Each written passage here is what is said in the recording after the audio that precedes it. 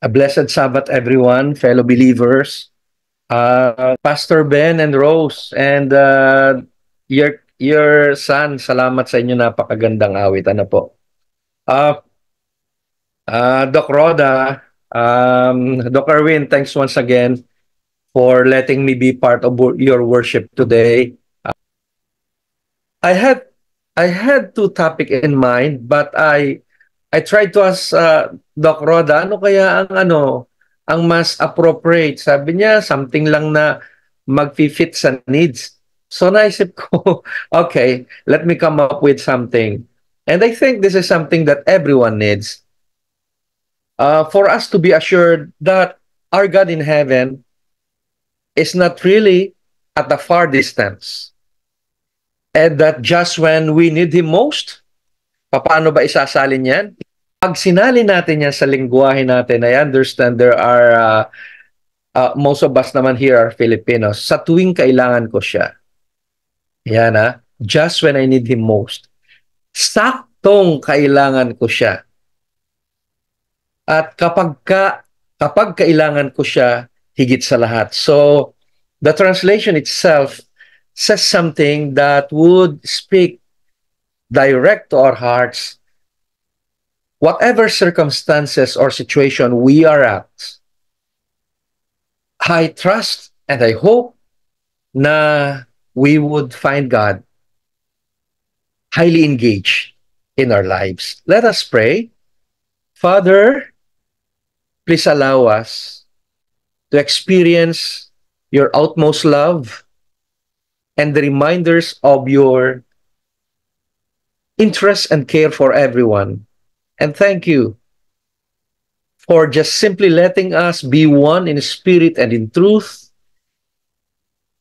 to study your word. This I pray in Jesus' name. Amen. Okay. Just a little info. Aware po ba kayo mga kapatid na sometime in 2010, yeah, that was the time when I read a projection.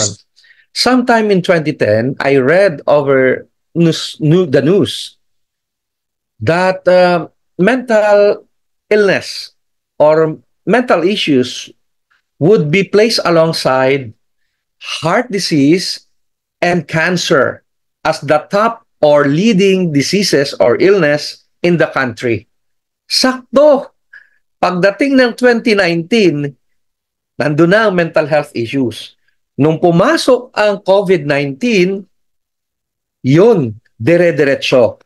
And gusto ko po magbigay ng ilang figures sa inyo. Kasi this is very timely for us. Alam niyo po ba na ang mental illness has become the third most common disability in the country? Dito sa Philippines, pasensya na lang po yung nasa abroad, I purposely pick things from in the Philippine context. Pangatlo na ito. Ano po? Nakapila ito sa cancer, sa cardiovascular diseases related na mga sakit. Itong ating pinag-uusapang mental illness ay talagang nakaparada na these days it's very common among Filipinos. And the World Health Organization, they did a study in 2020 pa to at sinasabi nila na mayroong more or less 3.6 million Filipinos that are suffering from one of this kind. It could be mental, neurological, or substance abuse disorder. Ganun na po kalaki ang nagagawang pinsala sa buhay ng mga Pilipino. And you might be wondering, you might be asking, why? Bakit nagkakaganito ang direksyon ng buhay nating mga Pilipino or lalo yung mga nasa Pilipinas? Ano nga ba ang nangyayari? At nagkaroon tayo ng ganitong sitwasyon. Ayan. At kapag ka po when we look at the generations, alam nyo, sangayon sa mga henerasyon, The youngest generations are the ones suffering the worst mental deficiencies. Alam niyo po ito pag sinabing youngest generations. Ha? Alam niyo, yan ay yung mga ipinanganak ng 90s and up. Not to say that everyone among them is, but in general, the generations that were born in the 90s and up have higher, greater, and the worst mental issues that they face. Maaaring magtatanong kayo, bakit ganon? Syempre, makikita natin, ang una sasabihin dyan, iyan yung mga millennial, yan yung mga Generation Z. So, medyo sasabihin, medyo exempted dyan yung mga Generation X at yung mga boomer.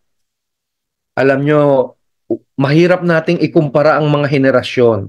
Pero ang reality, yung mga magulang ng magulang natin na dumaan sa panahon ng World War II, they have learned their lessons. They learned the discipline.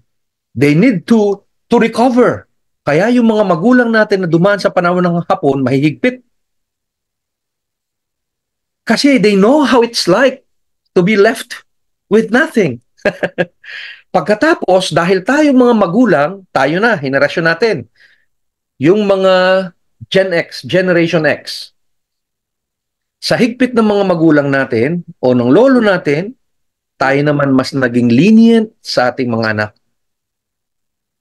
We need to understand so that there would be no blaming. What did we do and what are most parents doing? Because we suffered, we did not like for many Filipinos the way we were raised. Isang tingin pa lang na magulang mo, takot ka na nanginginig ka na. Yung ganun, isang sit-sit pa lang. At ang disiplina, ang tawag nila, disiplinang Kastila. That's what they say. We become more allowing with our children. And the result, hindi sila kaganon. Alam niyo yon, sabi nga nila, hindi sila kaganon, ka-train para humarap ng may buong sikap at ibang confidence sa buhay. We don't want to blame anyone. Pero pinapakita ko po sa inyo yung sitwasyon kung paano nangyari to. So, who are those who were born in the 90s? The millennials. The Generation Zs. At alam niyo po ba kung bakit lalong naghihirap sila ngayon? Marami ngayon ang mayroong anxieties. The most common is generalized anxiety disorder. Marami akong mga counseling na nare-refer ko talaga sa psychiatrists kasi kinakailangan ng kanilang intervention. Counseling and therapy cannot do it alone. Kailangan ng medication. So I needed to refer. Nagsasuffer lalo ang mga kabataan ngayon, ang younger generation, because the world where we live right now is a highly demanding, very high in comparing, masyadong mapaghambing. Kaya hindi mo man sisihin ng kahit sino, no blaming here. Real talk. Masaya mga magulang kapag ang anak nila nagiging achievers.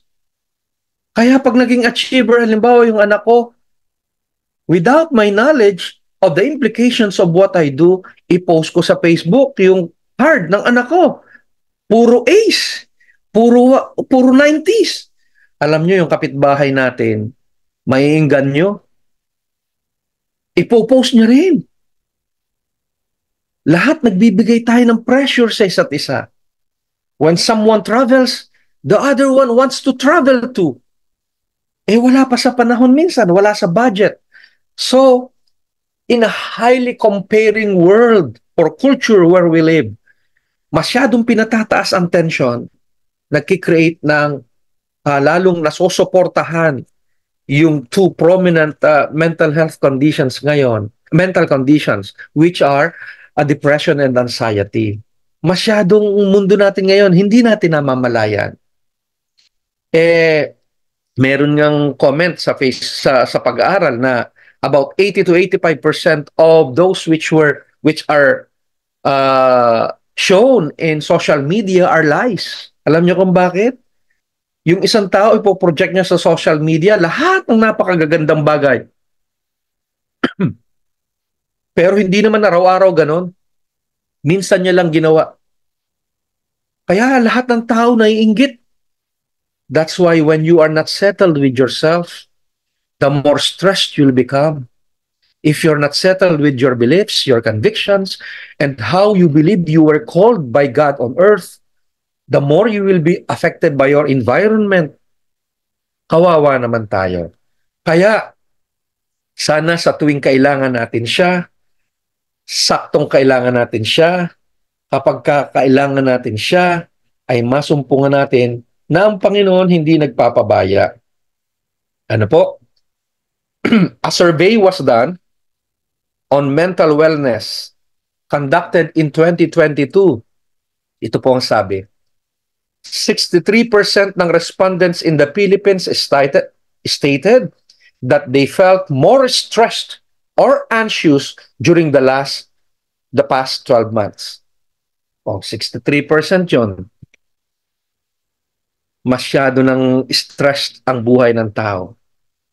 Kasi masyadong maraming kumukuha ng ating attention. The question is it essential? Is it necessary? Kailangan ba nating bigyan ng pansin?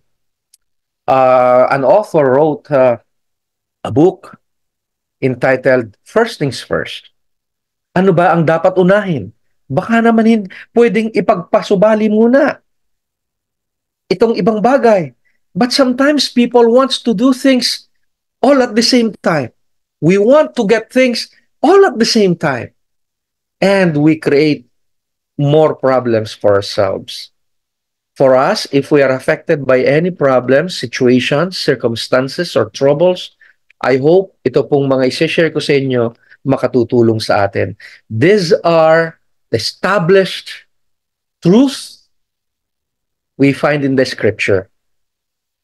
Ang dami kasi nating tanong bakit nga ba nangyayari ang mga hindi magagandang bagay sa mga mabubuting tao? Perhaps you have heard this several times. Pastor, wala naman akong inagrabyadong tao, bakit sa akin dumating ang sakit na to? I've heard that several times in the hospital. Pastor, marami namang taong walang magawa sa buhay. Why do I have to suffer this much?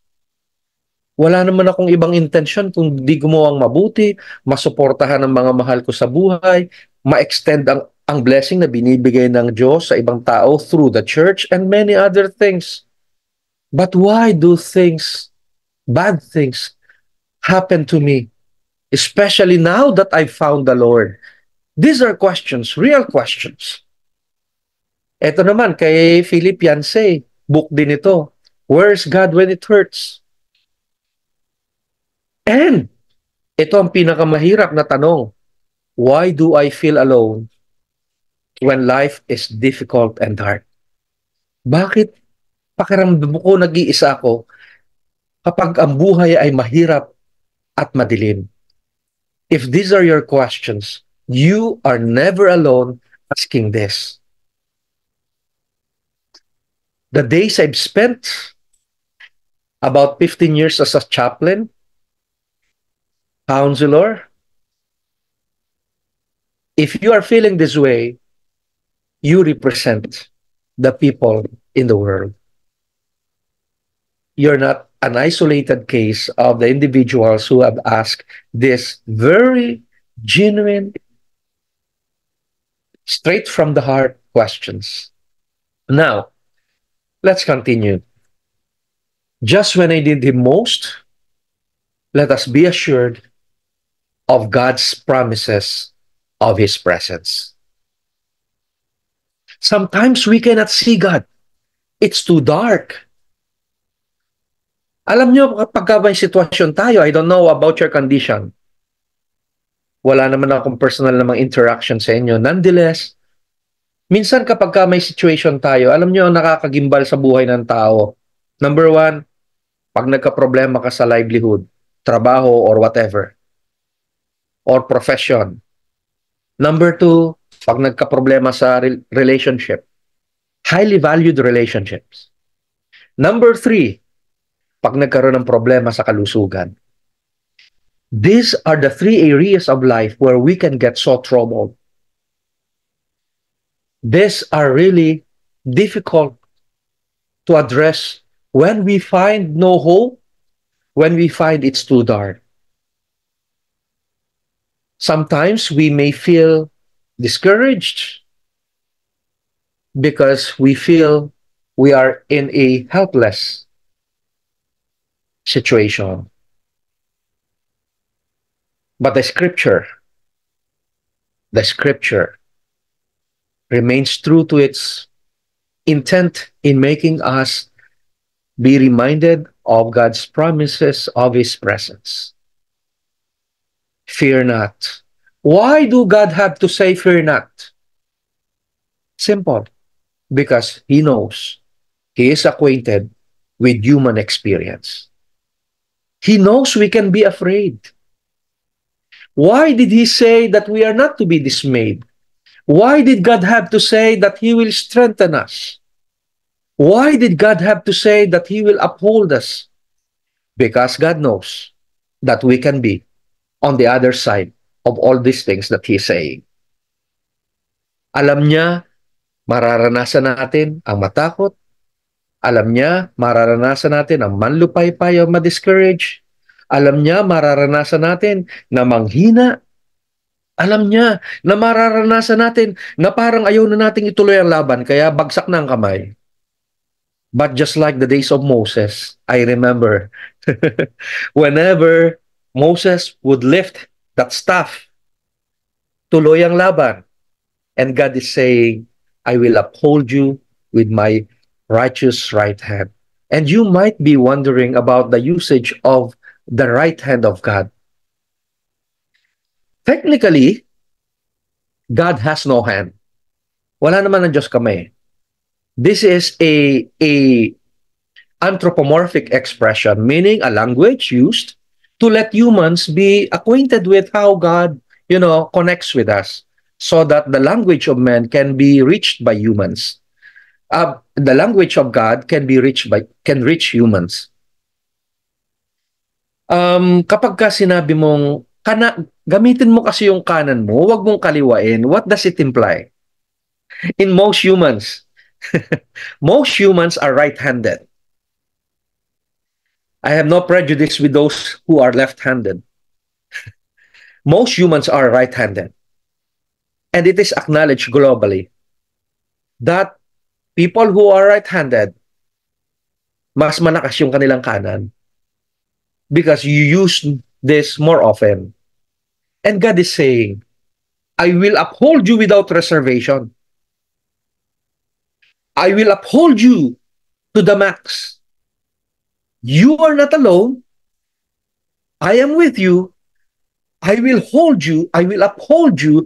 I will do no less than what I am capable of doing.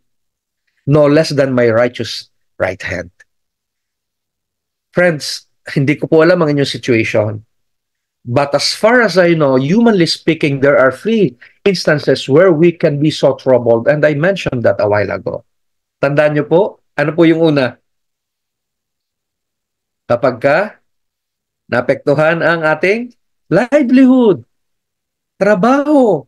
Kasi we want to provide, we want to support. Pangalawa, relationships. At pangatlo, kalusugan natin.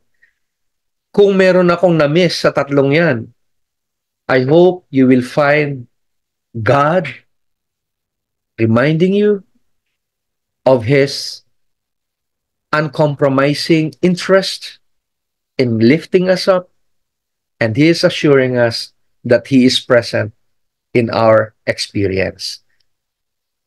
Allow me to take a look at the patriarchs and prophets. It's nicely said. Ang ganda nito, the presence of God alone can make a man truly great and truly good. If we're interested in becoming how God wants us to be, let's acknowledge His presence. And that's how beautifully it was coined as written in Patriarchs and Prophets. Let's move forward to key point number 2. Eto, sayang. Bakit ganun? Laging mali sa timing. Well, I would say, maaring ako at kayo, maaari tayong magkaroon ng limitations or lapses. Maaring ang decisions natin nagkaroon ng mga, kakulangan. Pero there's no point of blaming ourselves.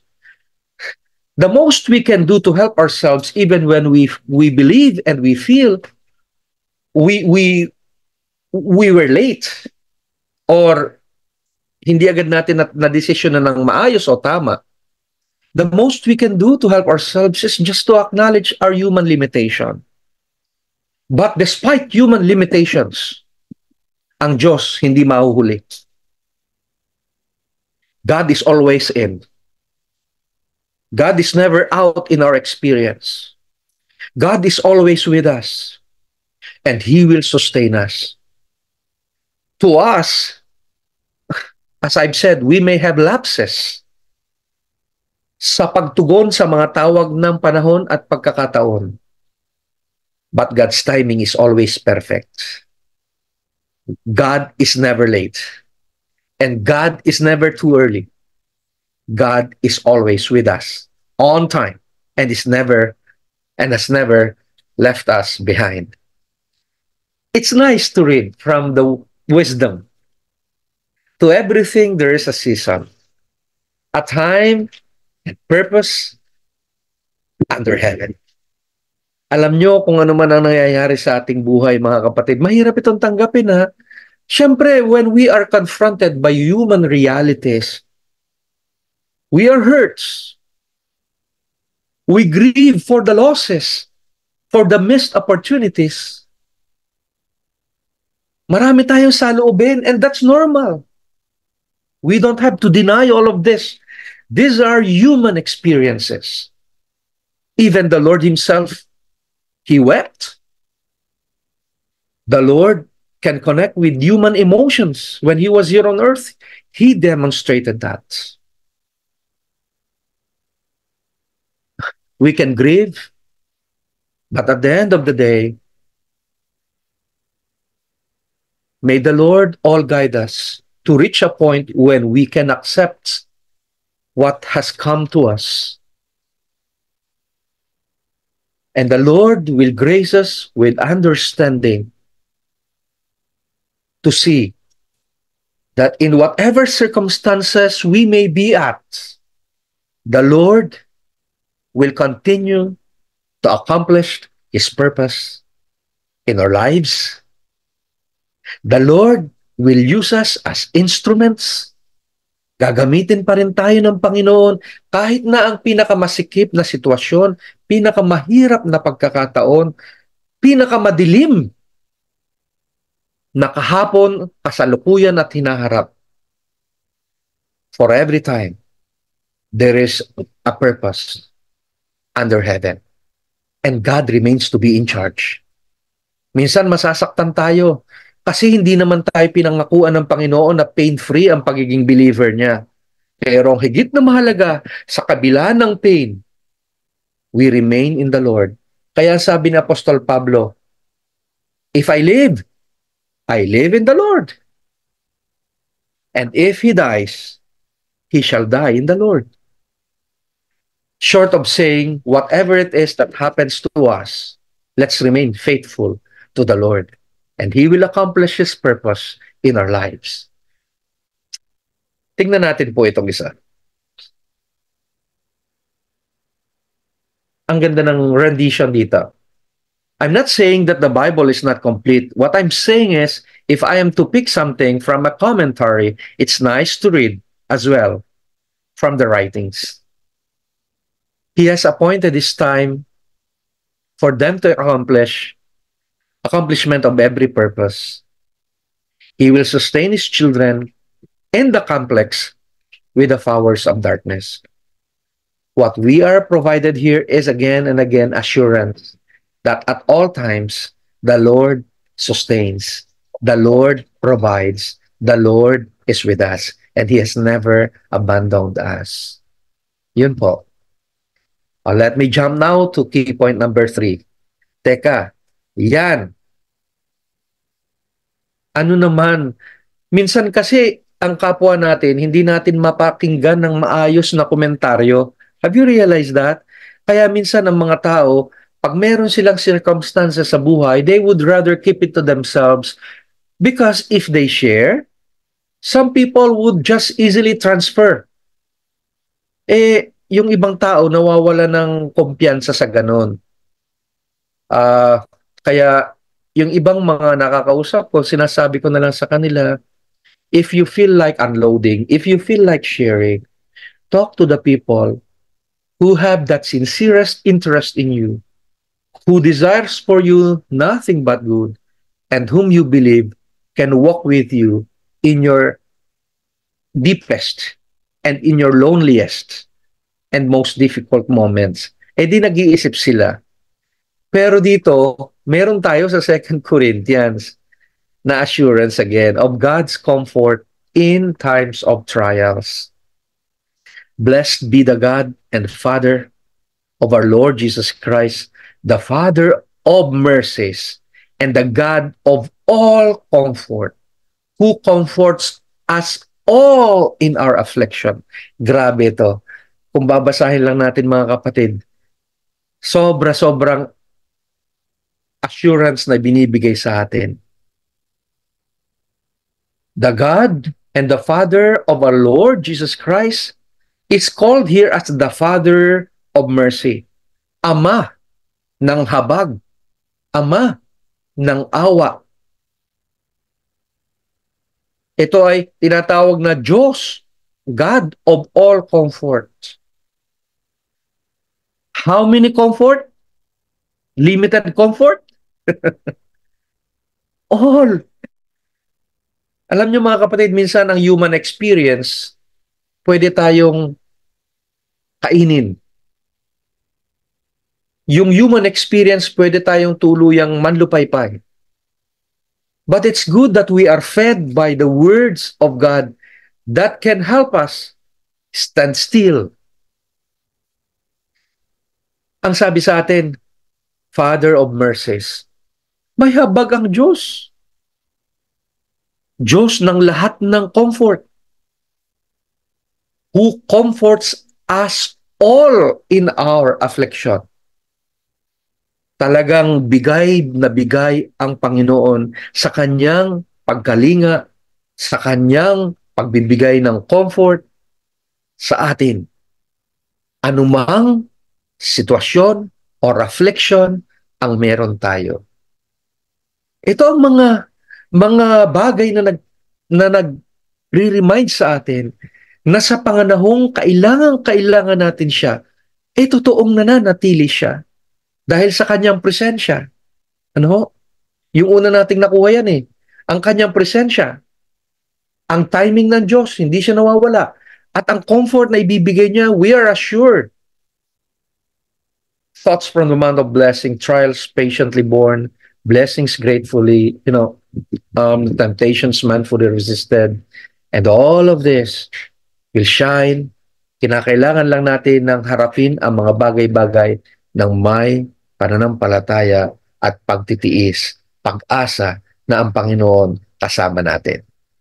God comforts us in all our trials. Ito na po. Key point number 4 for our learnings and study of the Word today. Just when I need Him most, sa panahong higit natin siyang kinakailangan, ang ating Panginoon nagre-remind na ang kanyang kalakasan ay sapat para sa ating kahinaan. Nangihina, nalulupaypay, nawawala ng pag-asa, kasi tao. Pero hindi tayo sinusumpa ng Panginoon nang dahil sa karanasang tao. Ang ginagawa ng Panginoon, binibigyan tayo ng mga paalala para tayo ay manatiling nangahawak sa pangako niya. Just when I need Him most, just when we need Him most, He's saying His grace is sufficient for us. sapagkat ang kanyang kapangyarihan ay nagiging sakdal sa ating kahinaan. How is that possible? God's power is made perfect in our weakness. How is that possible? Therefore, Paul says, I will boast all the more gladly in my weaknesses, so the power of Christ may rest upon me. Ang sabi sa akin ng isang nagbasa, Pastor, ipagmamalaki natin yung weaknesses natin. Ay, hindi po ganon. Kaya nga minsan nalulungkot ako kapag ka ang kwento ng iba, puro yung kanilang weaknesses. Kung paano sila binago ng Panginoon, ang kinikwento, ang hina-highlights, yung negative experience. It's not like that. What the scripture is simply saying is, we acknowledge our weakness, so we acknowledge our need for God, so His grace can cover us. Because if we don't acknowledge our limitations, our weaknesses, and our need for God, God's grace cannot work in us because we are so full of ourselves. We need to acknowledge God by saying, Lord, nanghihina ako eh. Parang nawawala na po ako ng pag-asa. Sabi sa akin ng isang pasyente, Pastor, 3 months na akong hindi nananalangin. Ayaw ko nang maniwala sa Panginoon na matagal na nating sinasamba. 60 years old na ako ngayon. Pastor, I got converted when I was 20. I've been a believer for 40 years. Ngayon nagkasakit ako ng ganito. Hindi ko malaman. Ito pa ang argument niya. Vegetarian naman ako, Pastor. Anong kasalanan ko? Of course, I will not debate with anyone. As I've mentioned to you earlier, I'll just listen to human experience. And I'll not be a lawyer for God because God is secure. He doesn't need a lawyer. I need God as my lawyer. He is my mediator. I just listen to the person. Allow the person to say whatever he wants to say. And then after listening to him, sinabi ko lang, I try to, recap what I heard. Mabigat po ang inyong pinagdaraanan. Naku, lalo nang umiyak. Sobrang bigat na po. Kung pwede lang po, tapusin na ako ng Panginoon. At 3 months na po kayo hindi nananalangin. Opo. Of course, I need to hear Him more. Ang sabi ko, how do you feel about intentionally not connecting with your God and not expressing to Him your complaints? Ayun, umiyak na. Pakiramdam ko po, lalo po ako nalalayo sa Kanya. Pakiramdam ko po, lalo po ako nanghihina. Pakiramdam ko po, lalo po ako nawawala ng pag-asa. And, hindi ko naman sinasabi sa Kanya, hindi ko siya inunahan eh. Hindi ko siya kailangang sabihan na manalangin ka kapatid. Hindi. I just help the person see his condition and he realized he needed God that day more than ever. God never abandoned him, but he was not seeing God's engagement in his life because his mind was beclouded by all the cares of life. Naintindihan po natin yun. At pwede ako at kayong dumaan sa ganun. Pero dito ang sinasabi, His grace is sufficient. Kulang ba? Hindi. Sapat. Ang kanyang biyaya ay sapat para sa iyo. Para ang aking kapangyarihan ay maging sakdal sa inyong kahinaan. Kaya lalo kong ipagmamalaki ng may buong sigla ang aking kahinaan. Hindi ipagbibidang kahinaan. Ang ibig sabihin, the more we recognize our limitations, our weakness, and our need for God, so that the power of Christ may rest on us and His strength will cover us. God's strength is sufficient for everyone. He can sustain us. Alam niyo mga kapatid, I have journeyed with that list perhaps now about 10. About 10. Mga ganun, more or less. In their journey with life till they breathe their last. At hindi ko na i-detalye, napakasarap din para sa aking pakiramdam bilang isang pastor at chaplain na yung isang pumanaw ay namahinga sa Panginoon ng nakangiti. Alam niyo yun? Yung sasabihin niya, Pastor, ah, nagdo-double vision na po ako eh, parang dalawa na kayo. Yung gano'n, no? Yun, gino-journey namin yan eh, pag nangihingi ng gano'n ng pamilya. Oh. Tapos, pag hinawak-hawakan mong balat nun, syempre, lumalamig na kasi mahina ng blood circulation. Tapos, yung kuko nun, medyo nangingitim na. Yung mga signs na yan eh, na malapit-lapit na siya. Hanggang sa dumating yung point na, Pastor, handa na po ako. Sasabihin gano'n. Siyempre ako nalulungkot, but deep inside there is joy. Hindi ako naliligayahan ng dahil sa mamamatay na siya, naliligayahan ako dahil sa narating niyang estado. Mga kapatid, hindi pa natin kailangan dumating sa ganong estado. Dito, nandirito tayo, nagkita-kita pa tayo sa worship na ito because God, in His time, perfect timing, purposely made it na magkasama-sama tayo para ma-assure tayo His grace is sufficient for us. His power can operate in all of us. And He can cover us despite our limitations, our weakness, and whatever conditions you may be having at this point. And reminder nga pala po, sabi sa atin, every soul, bawat nila lang, is a battlefield in the great controversy between good and evil. Kaya anong ibig sabihin? Ay pumili na tayo ng kakampi. Kasi nag-aaway sa mundo yung good and evil. Whatever it is that we decide on, neutral, hindi pwedeng neutral eh. Pipili tayo, pumili na tayo ng kakampi. God's strength in our weakness is sufficient to cover us, and we need God even more because the controversy, the battle is for real. Yan. I have reached now the last point that I'd like to share with you. Ito po, trusting God's provision. Ang pagtitiwala na ang Diyos ay magpo-provide ng sapat sa ating pangangailangan.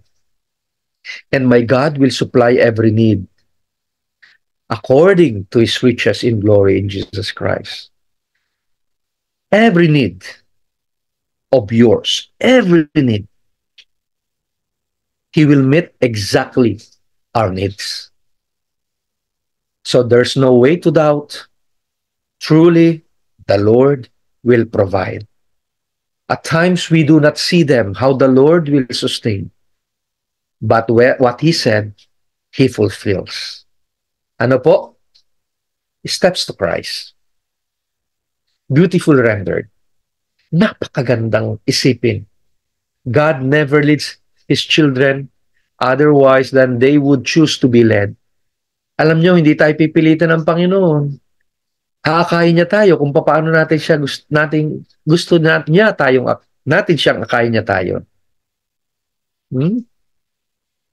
It's beautiful rendered. The scripture is very rich with assurance that when we need Him most, the Lord is never absent. The Lord's timing is always there. Ano yung nandito natin mga kapatid? His comfort in trials. God's strength is sufficient to cover us. And He would not lack in anything that we need. Yan. Ito yung binasa sa atin kanina, sa ating scripture. I have purposely picked the Tagalog translation. Ano ang gustong sabihin nito? Hindi lang siya isang suheto. Ang ibig lang sabihin nito, there is truly nothing that can block the way for God's love to cover us. Wala talagang anumang bagay sa mundong ito na makapaghihiwalay sa atin sa pag-ibig ng Panginoon at sinight dito ang iba't ibang circumstances, not even life, not death, hindi ang ano pa mang kapangyarihan, hindi ang kasalukuyan, ang hinaharap kahit ang nakaraan natin. Maraming tao troubled by their past, hindi makamove forward kasi yung baon nila sa nakaraan, dala pa nila. Sa kasalukuyan, hindi nila maharap. Lalo pa yung future, lalo nang hindi maharap. But nothing in all of this, kasi ang Diyos hindi siya kayang isilid sa pagkakataon o sa panahon. God covers it all. The past, the present, and the future. Walang makapaghihiwalay sa atin sa pag-ibig ng Panginoon. Kahit anong taas, lalim, ano pa mang bagay. Because this love was given to us through the love of our Lord Jesus Christ. And so in conclusion, I place it there. Sana po mabigyan tayo ng comfort o ng kapanatagan na ang Diyos ay palagi nating kasama. Handa siyang lagi tayong bigyan ng kalakasan, bigyan ng comfort, guide sa lahat ng mga pagsubok at pagdurusa sa buhay. Alam mo mga kapatid, panghawakan po nawa natin ang kanyang mga pangako. At magtitiwala tayo na the Lord is never out of our lives. He's always in and He provides because the Lord knows what we need even when we need Him most. Pagpalain po tayo ng Panginoon. Our Father, we thank you for your wonderful love for every one of us. Thank you for the assurance of your care and continuing presence in us. Thank you for your uncompromising love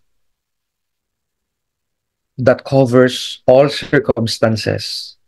Salamat po sa pagmamahal mo na hindi kailanman matatawaran.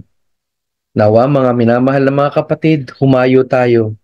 Taglay ang pagtitiwala sa ating mga puso at ang mensahe ng pag-ibig ng ating Panginoon.